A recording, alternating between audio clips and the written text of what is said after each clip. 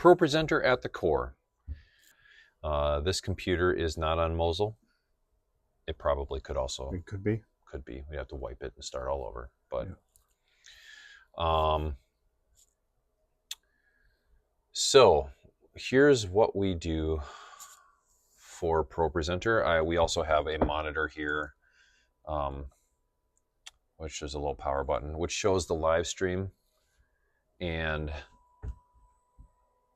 it gives us a feed tier. So this is also one of those splitter I said, that the little addendum, the Blackmagic SDI splitter, we needed extra feeds.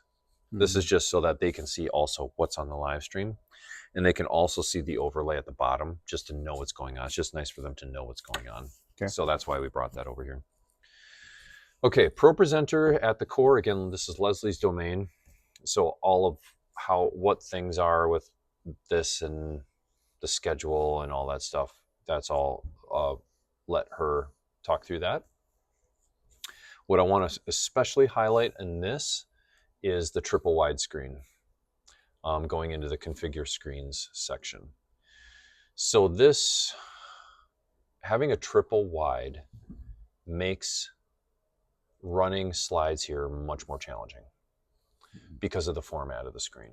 And when we moved here, we kind of decided that the triple wide was an identifiable kind of trademark of the core.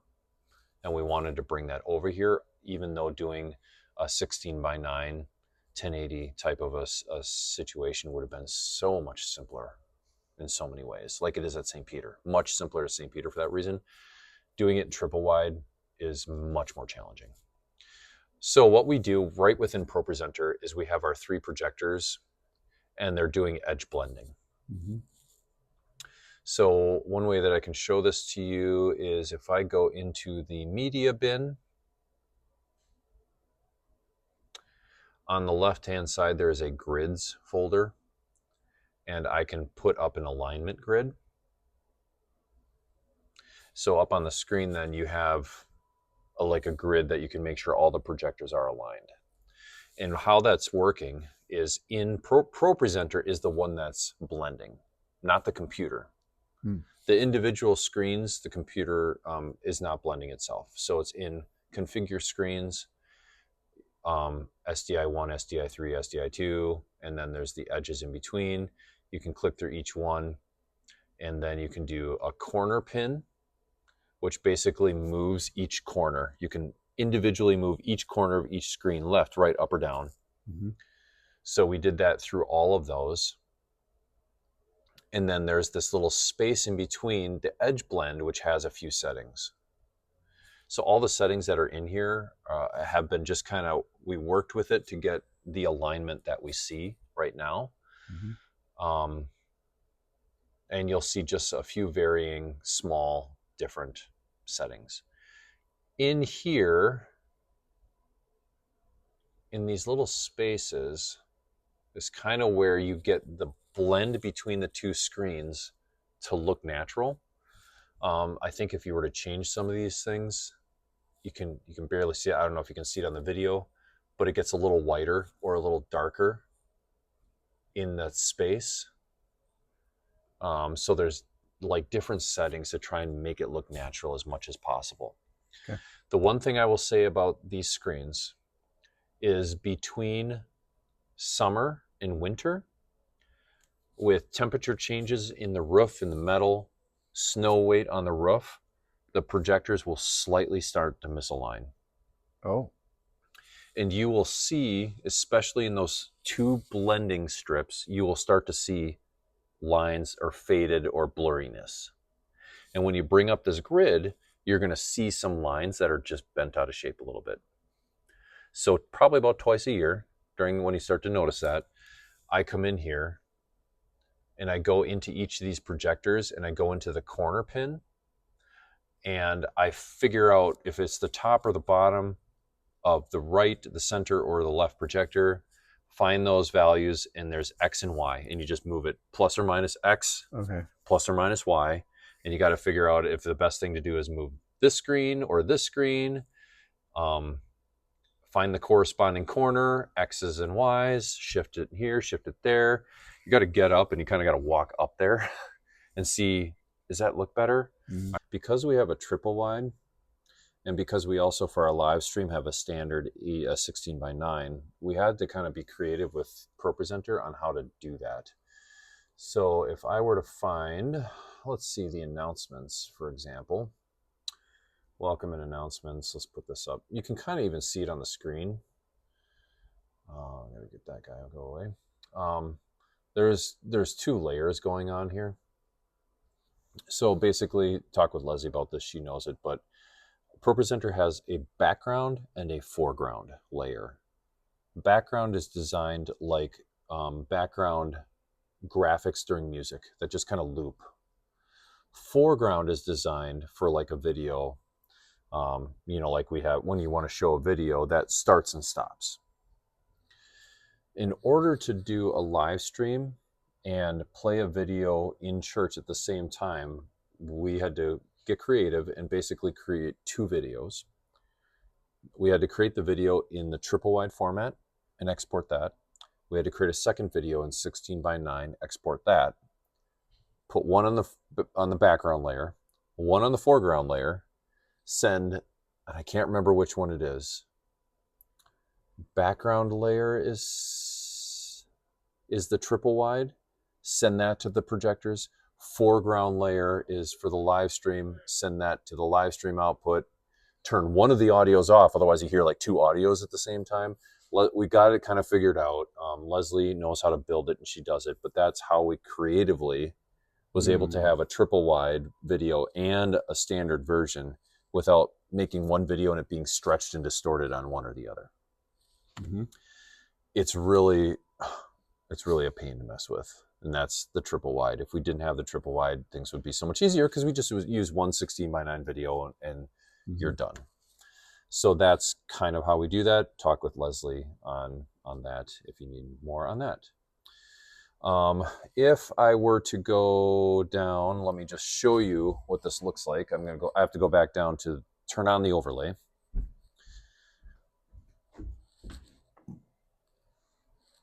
Okay, so I just had to turn it on. So what we ended up doing for a live stream is we just took the triple wide and we just took that exact graphic and it kind of fills the bottom third, a little bit more than a third. And it just saved us from having to edit and create two different ones. Mm-hmm. Made the work a lot simpler. For a video, I don't know if this is going to go right now or not. Our mission at Safe Families for Children is to surround families in crisis and keep kids out of the foster care system. So let me... there's a lot of wonderful agencies. Let me kill that a second so I can talk over the top of it. So I'm going to go, we're in quick mix mode right now, and I'm just going to mute the video channel so that it doesn't put it in the house. So I just want to talk through this as an example of what I was just talking about. So here are the two videos that are showing. You can even see it's in the triple wide format. I think actually, now that I'm doing this, I think Leslie figured out a way to still use the 16:9 video, but you can put a blur effect in the background. Mm-hmm. So I think that's actually made it simpler. And I think that's what's going on. But we had to figure out a way to format that and also keep it here. And using the layers, then the looks function and stuff in here, it can turn on and off and show properly and different things. It's very complex.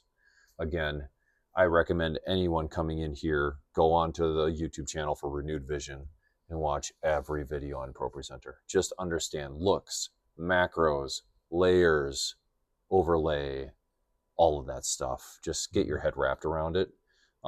Because if there's an issue, Leslie will call like, the overlay is not showing. And you just need to be able to think, okay, it could be a look because you can turn on and off things in the look, things like that. It's just educate yourself on that for sure. And it will really, really help with that. So just wanted to point out, those are some of the big things with how this works. Leslie has a pretty good handle on it. The other thing that we jump into are the looks, because for any look, you can tell what you want to go to the main projectors, what you want to go to the lobby TVs, and what you want to go to the live stream broadcast. And you can assign all kinds of different looks for different things. So for instance, right now there's nothing on here, but when I click that video, it all of a sudden appeared. That's because that triggered a look that has the broadcast should turn on the slide, and right now there's nothing on the slide, so then it shows this. So Leslie's got kind of all that mapped out. If you change any of these outputs or change these looks, you got to go in and uncheck all the boxes and reset all that stuff up. And then for things on like the message, when you want the broadcast, it has a format that is pre-designed that has, you know, how you want the lyrics to be placed and what you want them to look like. So when you click on a slide, it automatically reformats everything to fit that template to put on the lower third. Again, lots of details, lots of pieces. ProPresenter. I don't work in this enough, so I'll get a phone call. I'm like, oh, I don't remember. I got to go dig into it and sometimes have to relearn again. Okay, there's that look and that, how did that work or what? So this is something to just get well versed in. So,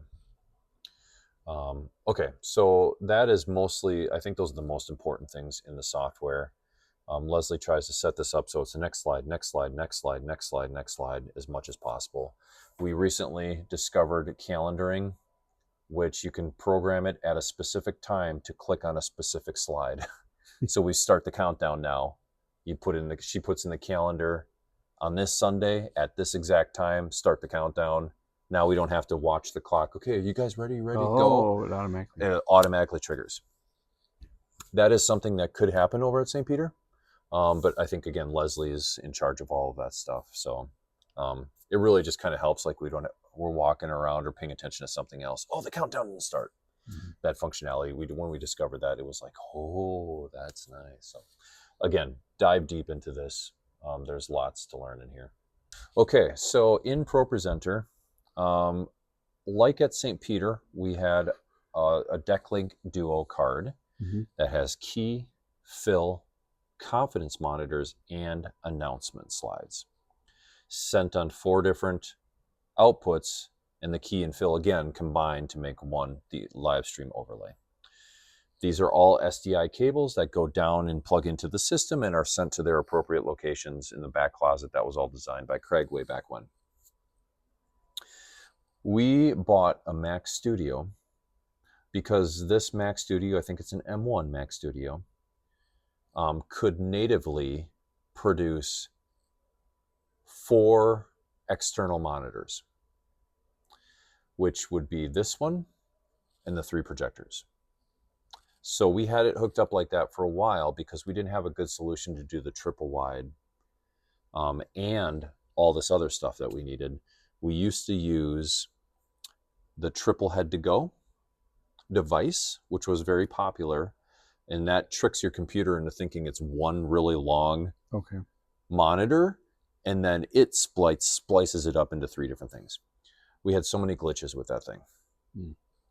So we invested in the Mac Studio. It worked for a while.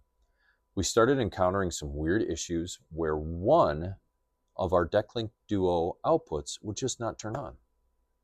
The announcements, one of the key or fill on the overlay, and it would be transparent. The confidence monitor for the band, each time you boot it up, one of them wouldn't work. And so I went round and round with ProPresenter's support, and where we came to is that the Mac Studio can support 4 external devices, but when we added this card, it was just like getting to the top of the threshold of what the Mac wanted to allow. And it would say, nope, that's not enough. That's too much. And it would tell the DeckLink Duo card to shut one of the outputs down. So the only solution was to buy a second DeckLink Duo card and put the 3 projectors on that. So now we have 2 DeckLink Duo cards. One is running the 3 projectors. One is running the key, fill, confidence, and announcements, taking the load off of the computer. And we really could have done that with just a Mac Mini now, but we have a Mac Studio here. And that seems to have alleviated all screen issues. and it's become very reliable. Every time it boots up, it's working. Okay. So I feel much better about that. We just had to buy the second card and configure that. So unlike St. Peter, the main screen output is an HDMI output out of the computer.